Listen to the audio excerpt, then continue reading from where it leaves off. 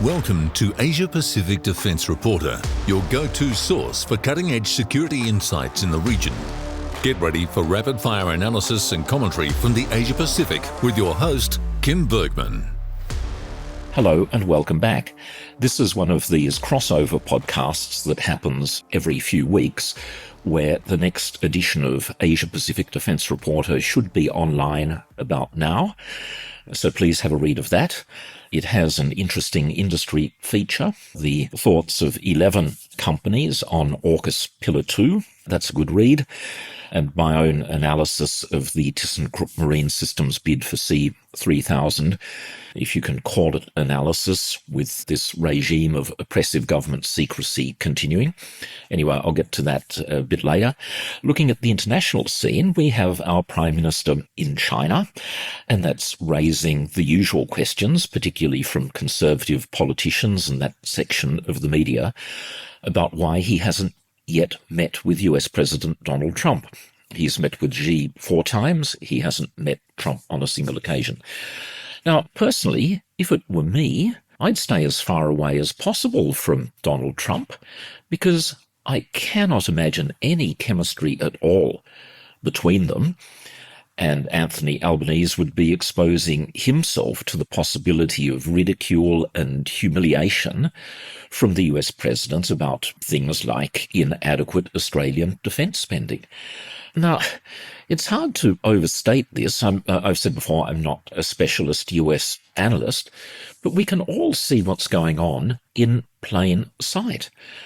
And Donald Trump and the MAGA movement are fundamentally transforming the United States as a nation, destroying many of its institutions, and conducting these tariff wars against former allies, such as Australia.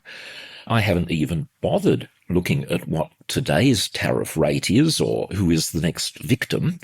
What this is showing is that there is no point negotiating. After threatening Canada and Mexico, they came to the bargaining table. They've been meeting with US officials, trying to figure something out. And a couple of days ago, President Trump just upended all of that, thrown it out, and has threatened Canada and Mexico with 30% tariffs. The case of Brazil is probably even more outrageous. I won't go on about it for too long, but basically Donald Trump is attempting to interfere in Brazilian internal politics. The former president, Mr. Bolsonaro, is up on charges because he tried to overturn the outcome of an election. That might sound familiar. Anyway, Trump has said that the Brazilians have to drop this case, or he's going to hit them with a 50% tariff, which I regard as just an outrageous attempt to interfere. And here in Australia, I suppose we should consider ourselves lucky that we don't have a mainstream political party extreme enough to really be of great interest to Donald Trump and the MAGA movement to boost. I think we're relatively safe in that regard. But let me acknowledge, because I try and be fair in all of these things, that he's now reversed course to an extent regarding the delivery of weapons to Ukraine, and some sort of package has been waved through. And there's also the prospect of tougher economic sanctions, which from my point of view would be extremely welcome.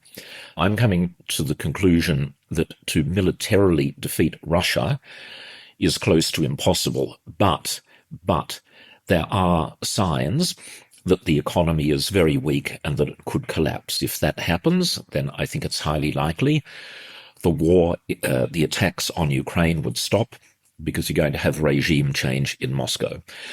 But lots of damage has already been done by the US because, for example, almost on day one of the presidency, the US stopped monitoring the implementation of the sanctions that are already in place.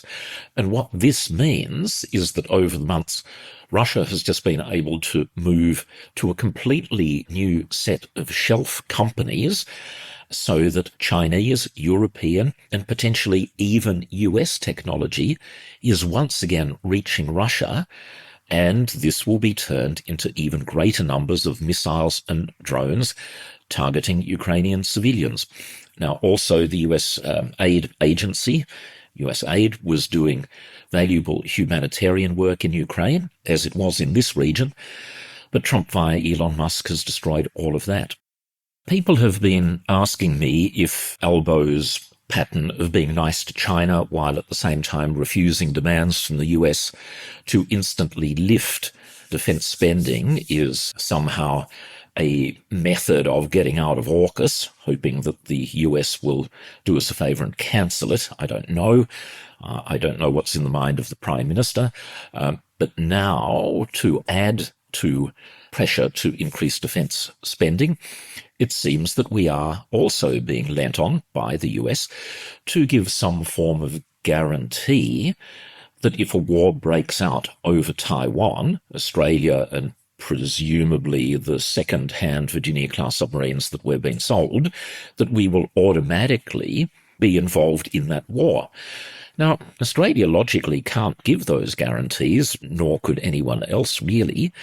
And in any case, Taiwan is a slightly complicated scenario because there are at least two main possibilities that would lead up to an invasion. I've touched on these before, but it's worth doing so again. The first would be China just unilaterally attacks, that President Xi wakes up one morning and says, okay, we're ready to go, let's do it.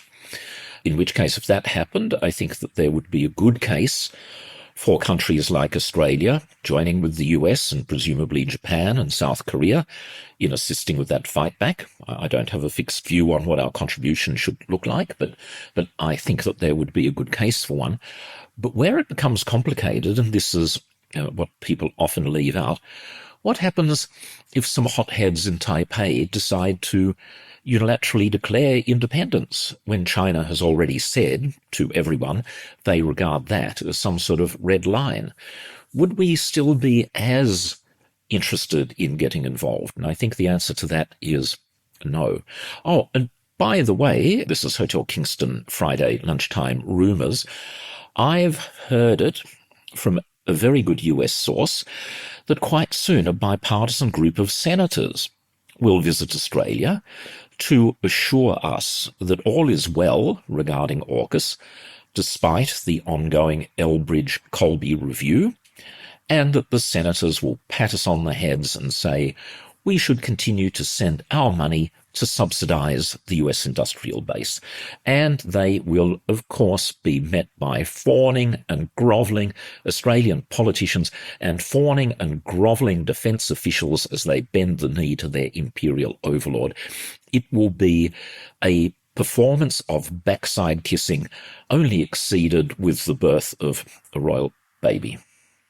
Now, for me, the tactics of our own Department of Defence and RAN with regard to AUKUS Pillar 1 have always been clear since the very beginning, and that is to give the US as much money as possible to make it impossible for future politicians to back out of, because most people fall for the sunk cost fallacy. Anyway, that's what they're doing, just stuffing so much money into the US system that in the unlikely event that a future defence minister says, look, I'm having my reservations about this, I think that we've got to have a very hard look, the bureaucrats will wring their hands and say, oh, but Minister, we have already paid $10 billion to the United States, and it would be such a disaster to pull out when we're on the brink of achieving everything that we want, blah, blah, blah.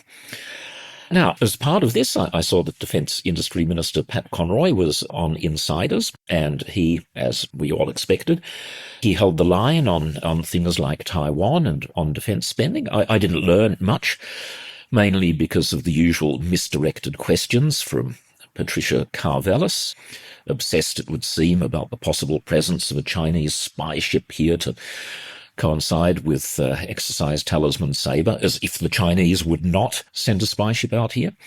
Anyway, the minister did say a couple of interesting things. He said that there has been a degree of procurement reform, some procurement reform, but hang on, I can't think of anything significant. I'd be very interested to hear in, a bit more about what that is. But the really strange part of his answer, unless I'm overthinking it, was about the Henderson maritime precinct in Western Australia, south of Perth.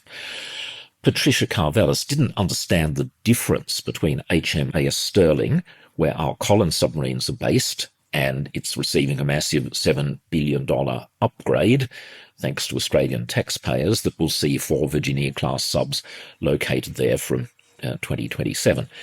And despite people saying it's a rotational force, that's meaningless.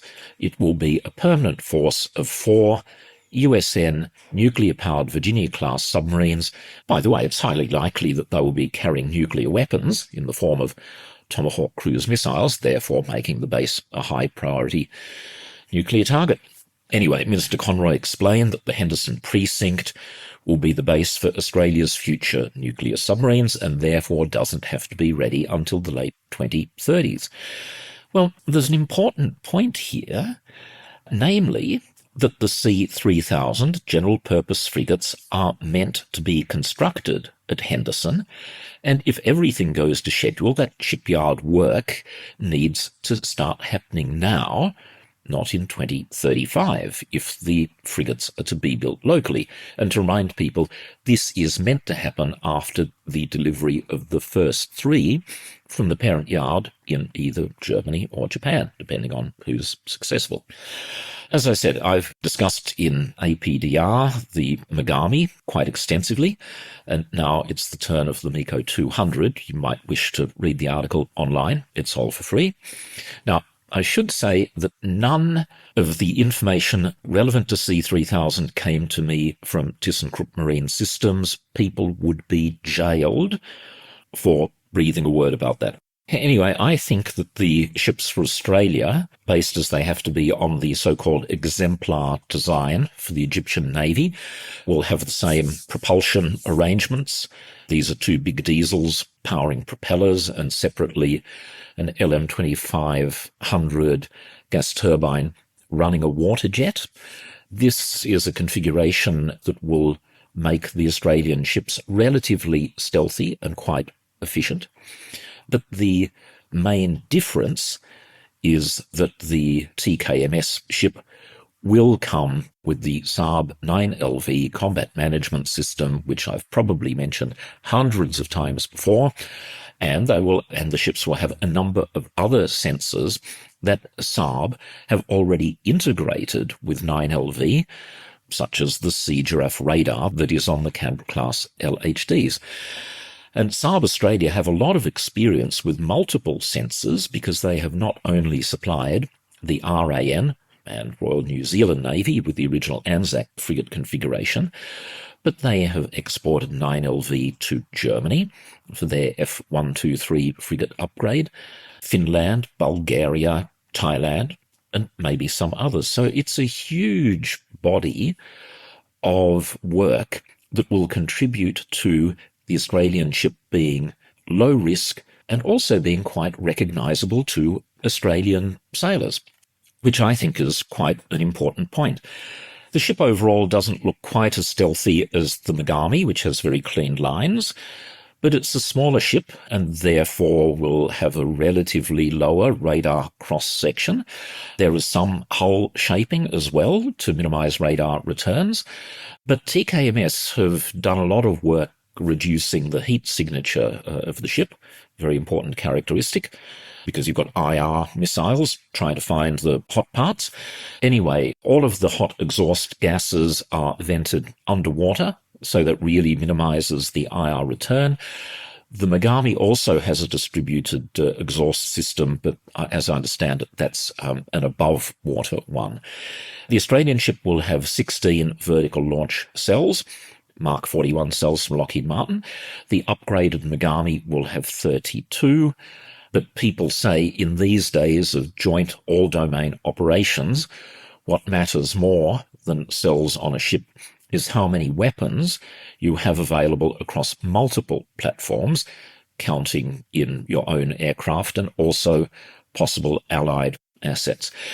Now, another one is crew size. A lot of people have championed the Mogami, saying, well, it's only got 90. You could actually, in wartime conditions, reduce that even further, probably to around 60. The MEKO 200 says it has a stated crew of 120. But as anyone who's been involved in this area finds out pretty quickly, things such as crew size are always quite flexible because, and as I've written in the article, if you just want to leave harbour and steam around in a circle for a few hours and then come back, you could probably get away with just 10 or 20 sailors managing the basics. It becomes much more complex, of course, when you have extended periods at sea, when you've got combat operations. And in those circumstances, having a larger crew does have some advantages when it comes to watchkeeping. It also means that you've got people available to man boarding parties for other ships, or to put more people ashore to assist with humanitarian and disaster relief missions. So it's not nearly as simple as just saying, okay, one ship is better than the other because it has a smaller crew. It all comes down to what you actually want that ship to do. What is your mission set? The MEKO 200 is also likely to be lower in cost. I'm relatively confident of being able to say that, and easier to build in Australia because ThyssenKrupp Marine Systems have built ships all around the world. Japan has not yet done so for a naval combatant. Anyway, this is why Minister Conroy's talk of Henderson being ready in the late 2030s makes no sense to me at all, unless the government has decided not to bother with the Australian part of the project. Nothing would surprise me. Now, if that happens, that would seem to confer an advantage on Japan, because one of the important arrows in the Germans' quiver is the credible ability at low risk to build offshore. There are a lot of question marks about whether Japan would be similarly well equipped. Anyway, as I've mentioned previously, the whole Henderson Marine complex seems cursed. The government still has no agreement with Austal. The strategic partnership and therefore work on landing craft medium hasn't even started. And I'm not sure what's happened with some proposed dry docks for future submarines. It all seems to be off in the never. Now, let me get back to one of the big important themes about how to get the message across to the United States and also do our own security a big favour. Here's another idea for you. At the moment, the main air and missile defence system is a project called Air 6500 that's being done by Lockheed Martin Australia with the involvement of a number of other companies. Boeing has a big chunk, but others are involved as well. But defence have not included an effector, a missile, something like a Patriot PAC-3, to go with the system. Now, most analysts believe that this is a very important deficiency. I agree. So let's get together with Korea. Korea has developed a medium-range Patriot equivalent. They've sold versions of it to both Saudi Arabia and the UAE. Those two countries already have Patriot in their inventory, so they must be able to see a performance advantage coming from the Korean missile system. Let's do the same thing. And not only would that be lessening our dependence on the United States, but I think would be sending some very powerful signals back to Washington via US companies. These people are going to be saying, look, we are collectively in danger of missing out on a lot of business as countries decouple from the United States. Personally, I think that would be the right message to send at this time. It would increase engagement with an important Australian regional partner. It would see missile work being done in Australia, and I believe that work could begin very rapidly. Okay, that's it for this time. That's my bright idea for the podcast. Goodbye for now. Thank you for listening, and see you next time. That's today's Asia Pacific Defence Reporter. For more in-depth articles, expert opinions and exclusive interviews, visit AsiaPacificDefenceReporter.com. Stay informed, stay ahead. This is your source for all things defence. Until next time.